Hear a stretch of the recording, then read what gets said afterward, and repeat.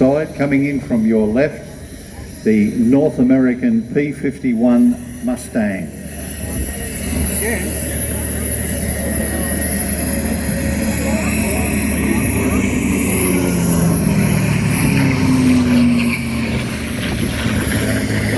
Flown today by Dan Keogh.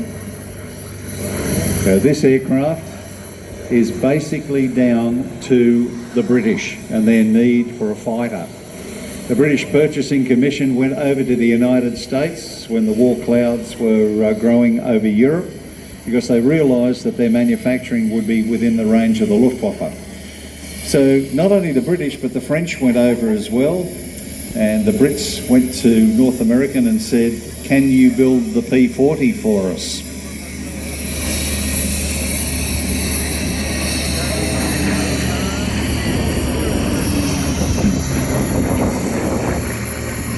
Well, Edgar Schmuren and Dutch Kindelberger from North American said, "We'll build you a better aircraft with the same engine in the same time that it would take us to tool up for the P-40.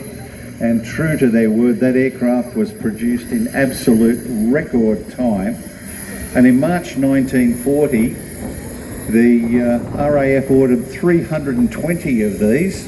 The aircraft didn't fly until October of that year and was an instant success. Even more so when they replaced the Allison with the Packard Merlin. The first ones came out with the Allison engine, the same as in the P-40. And they were originally an Army cooperation aircraft. The machine had beautiful characteristics and of course a laminar flow wing, which was then quite radical at the time. The laminar flow wing actually reduced drag.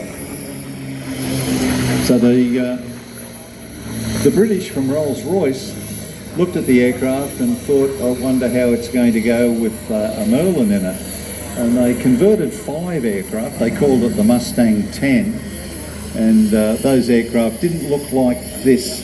They had a deeper engine cowling, a little bit like the P-40, but the performance improvement was sensational. Plus so they had a data turtle went back. over to North American. Yeah, they had a turtle back as well, not the bubble canopy. Oh yeah, they all came out looking like the P-40 to start off with.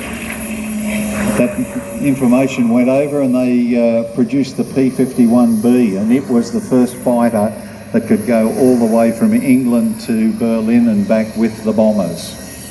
But I believe this particular aircraft is one of the licensed built ones made here in Australia by Commonwealth Aircraft Corporation. Yep, the 15,000 or 16,000 plus of these that were built, we were the only other country in the world to build them. And we built them at CAC at Fisherman's Bend, which was right next to where the current Westgate Bridge is.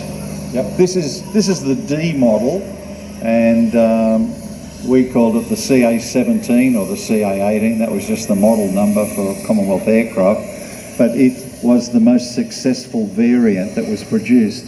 6 50 caliber machine guns, could carry up to 1,000 pounds of bombs under each wing.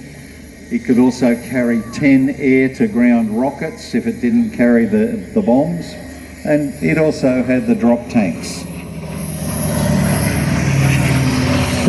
Those drop tanks were a bit of an Achilles heel because the Germans realised they needed them to get to Berlin, so they would pretend to attack.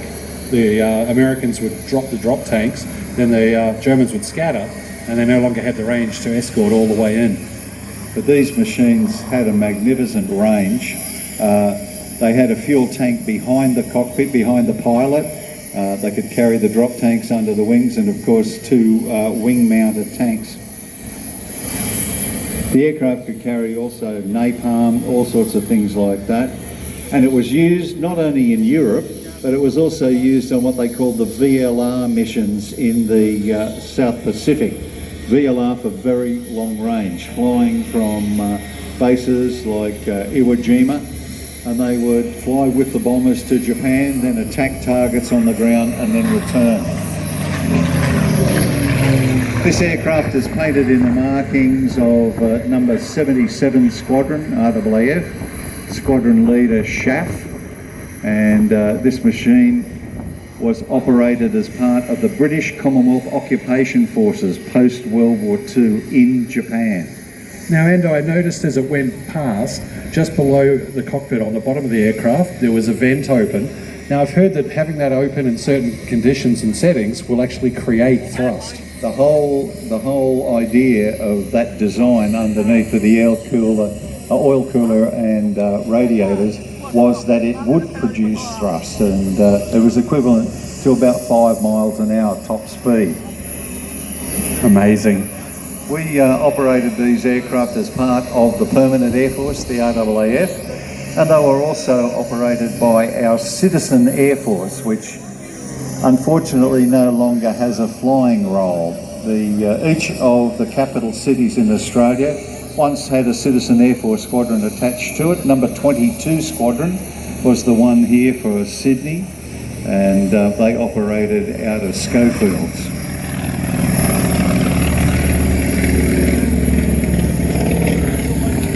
Another CAC product, the Wirraway and the North American Harvard. Very distinctive propeller tip sound on the Harvard. Yeah, that sound that you could hear from the yellow aircraft was not the engine. It is actually the sound of the propeller tips going transonic. Yeah, I grew up close to an airbase, being an Air Force brat, and got used to that sound at a young age, but also my mother had a whistle, country girl whistle, that you could hear over the top of a Harvard taking off. We're based near Wigram. Yeah. Yep. Night flying out of Wigram would have been lovely, trying to live around there, especially with that. There was a lady who said, I don't mind the guys flying at night, I know that's required, but would you please get them to not change gears directly over my house? And they were changing configuration. It's annoying her a tad. You can see those two aircraft forming up over there now. The Mustang has just landed. That shark mouth on the Mustang is the personal marking of Squadron Leader Schaff.